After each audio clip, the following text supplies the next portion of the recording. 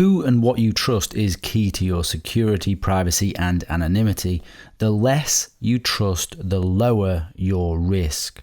You want to minimize the number of things that you trust, including yourself. This is the zero trust model.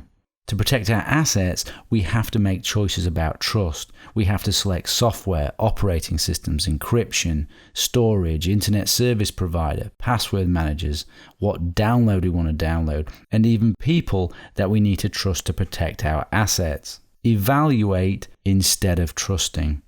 Everything will present a level of risk, some acceptable, some not. We can mitigate the risk by distributing the trust. This is a zero trust model. It should be applied to everything we go through in the course. Trust nothing, trust no one, evaluate and distribute the trust. So what does that really mean? Well, let me give you an example. Say you want to store files online. You want to sync your files online. You need to select a provider that offers the syncing service. Dropbox is a popular choice that many people use. You should not trust that they will not get hacked. You should not trust that they won't view your files. You should not trust that they will not lose or change your files. So you have to make a risk-based choice based on that zero trust.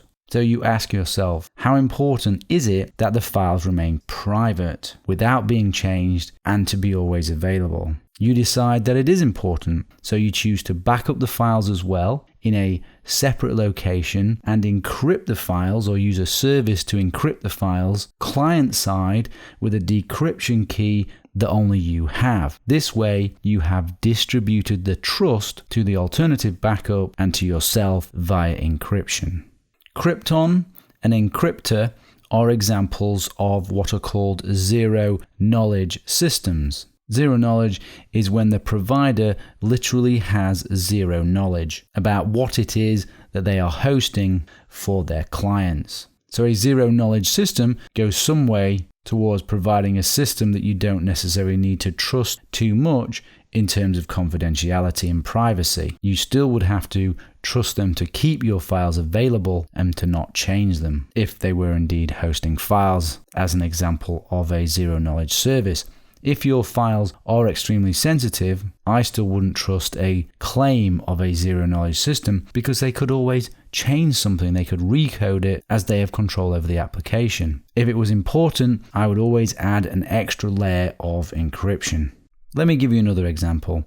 Applications can have secret backdoors. You may choose to run an application in an isolated virtual machine to stop it being able to communicate out. Applications can have malware.